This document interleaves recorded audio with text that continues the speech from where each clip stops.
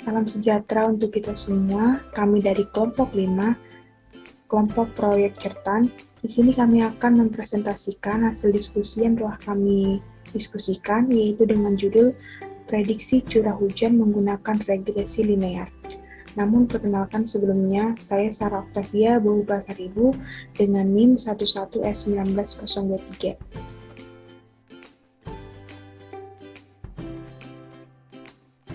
Nah, adapun topik yang ingin kami bahas yaitu yang pertama, algoritma regresi linear berupa deskripsi ataupun pengertiannya. Kemudian yang kedua itu ada deskripsi singkat proyek. Kemudian yang ketiga itu ada data curah hujan yang diinput. Kemudian yang keempat itu ada kode program curah hujan. Nah, di sini saya akan membahas tentang algoritma regresi linear. Sebenarnya algoritma regresi linear ini bagian dari supervised learning. Supervised learning itu bagian dari metode pembelajaran dalam machine learning. Jadi, metode pembelajaran dalam machine learning itu terdiri dari 4. Pertama itu supervised learning, kemudian yang kedua itu unsupervised learning, kemudian yang ketiga itu semi-supervised learning, kemudian yang keempat itu ada reinforcement learning. Nah, di sini terkhususnya kita akan membahas tentang supervised learning, yaitu bagian dari algoritma regresi linear. Di sini kita bisa lihat regresi linear ini adalah salah satu dari jenis analisis, peramalan atau prediksi yang sering digunakan pada data berskala kuantitatif, yaitu interval atau rasio. Nah, tujuan dari simple linear regression ini adalah untuk memprediksi nilai dari Y dengan mengetahui nilai X dan menemukan nilai M dan B yang errornya paling minimal. Nah, di regresi linear ini bertujuan untuk memprediksi sebuah model guna mengaproksimasi fungsi yang memetakan atribut data ke atribut target melalui proses generalisasi pola dari contoh data sehingga dapat dipergunakan untuk memprediksi atribut target dari sebuah data. Jadi regresi ini adalah proses identifikasi relasi dan pengaruhnya pada nilai-nilai objek. Nah, jadi tujuan regresi yaitu menemukan suatu fungsi yang memodelkan dengan meminimalkan selisih antara nilai prediksi dengan nilai sebenarnya atau bisa disebut juga dengan galat. Jadi regresi juga sebagai alat ukur untuk menentukan tingkat perubahan suatu variabel terhadap variabel lainnya. Mungkin akan lebih diperjelas untuk deskripsi proyek oleh teman saya, Gunado. Sekian. Selanjutnya, saya akan menjelaskan bagian deskripsi singkat proyek. Sebelumnya, saya Gunado Siregar dengan NIM 11S19031. Jadi, proyek ini adalah proyek kedua dari mata kuliah kecerdasan buatan. Tujuan dari proyek kedua ini adalah agar mahasiswa dapat memahami konsep agen berbasis pengetahuan atau knowledge-based agent. Yang dalam kesempatan ini kelompok kami menggunakan agent dengan tipe menggunakan regresi linear. Jadi aplikasi yang kami buat ini adalah aplikasi yang memprediksi curah hujan. Aplikasi ini akan memprediksi jumlah curah hujan di suatu wilayah. Mengapa perlu untuk melakukan prediksi curah hujan di suatu wilayah?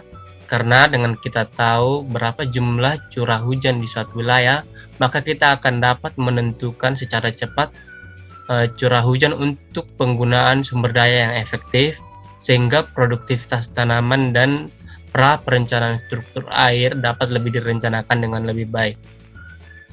Pada proyek kali ini, kelompok kami menggunakan knowledge-based agent dengan tipe menggunakan regresi linear untuk memprediksi jumlah curah hujan. Jadi dengan regresi linear ini akan memberitahu kita berapa inci curah hujan yang bisa kita harapkan. Pada pengerjaan proyek kedua ini, kami menggunakan dataset yang dikelola oleh dataset cuaca publik dari Austin di daerah Texas yang dapat kita ambil dari Kaggle. Selanjutnya akan dijelaskan oleh teman saya. Salam sejahtera untuk kita semua. Perkenalkan, nama saya Gabriela Prieni Sinaga dengan NIM 11S19022. Saya akan melanjutkan yang dijelaskan oleh teman saya sebelumnya. Di sini saya akan menjelaskan tentang pembersihan data pada implementasi curah hujan. Nah, untuk poin yang pertama, data dibuat dengan menggunakan angka, itu beralasan dikarenakan untuk menghindari data yang berantakan atau tidak beraturan. Nah, untuk poin yang kedua, kami tidak dapat bekerja dengan alfabet yang muncul di data. Jadi, kami perlu membersihkan atau menggantikan sebelum menerapkannya pada modelnya. Nah, untuk poin yang ketiga, jika data tersebut telah di-replace atau dibersihkan dari data yang alfabet, maka data itu dapat menjadi masukan untuk model regresi linear. Nah, saya akan menjelaskan pada program yang berada di samping ini. Untuk data yang pertama ini, kami membuat datanya itu adalah huruf alfabet T. Nah, di sini pada programnya kami menggantikan data T tersebut menjadi angka. Nah, untuk yang data kedua juga begitu, karakter minus, kami menggantinya dengan angka 0,0. Nah, tujuan dari kami menggantikan ini adalah untuk agar bisa outputnya itu dibuat inputannya ke regresi linear. Oke, di next slide. Di sini merupakan hasil output dari data yang tadi sebelumnya dibuat. Nah, untuk yang gambar sebelah kiri ini merupakan menampilkan output grafik regresi linear untuk curah hujan. Itu dilakukan dengan cara memplot grafik tingkat curah hujan per hari. Yang berwarna merah ini merupakan yang akan kita lacak. Nah, di sini dia memiliki curah hujan sekitar 0 inci. Dapat kita lihat dari garis lurusnya ini.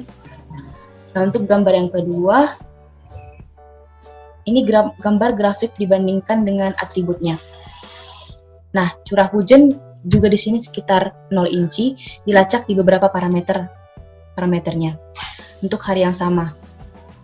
Ada juga fitur-fiturnya itu seperti ini, yaitu temperatur, dew point off, terus humidity, sea level, visibility, dan wind.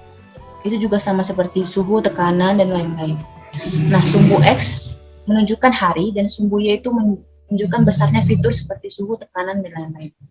Nah, dari grafik ini dapat diamati bahwa curah hujan dapat diharapkan tinggi ketika suhu tinggi dan kelembapannya tinggi. Sekian yang saya dapat jelaskan. Jika ada salah kata, saya mohon maaf. Selanjutnya akan dijelaskan oleh teman saya yang bernama Alfredo Silalahi. Terima kasih.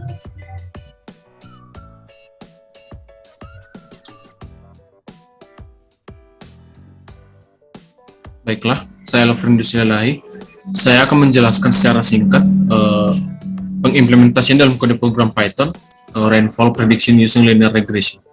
Jadi ada dua tahapan yang dilakukan untuk penyelesaian masalah ini. Tahapan pertama adalah data cleaning dan tahapan kedua adalah penyelesaian menggunakan regression linear. Jadi untuk tahapan data cleaning adalah proses membaca data lalu menghapus data yang tidak digunakan. Seperti yang terlihat pada kode program berikut. Lalu mereplace beberapa data yang dikonvert menuju tipe data number supaya lebih mudah untuk dikalkulasikan nantinya. Lalu hasil dari data cleaning nantinya akan disimpan ke sebuah file baru yang bernama Austin final.csv. Nah, tahapan kedua adalah tahapan penyelesaian menggunakan linear regression. Jadi tahapan ini membaca data yang sudah dibersihkan tadi atau difilter, lalu akan menggunakan metode regresi linear dalam pengimplementasiannya seperti berikut.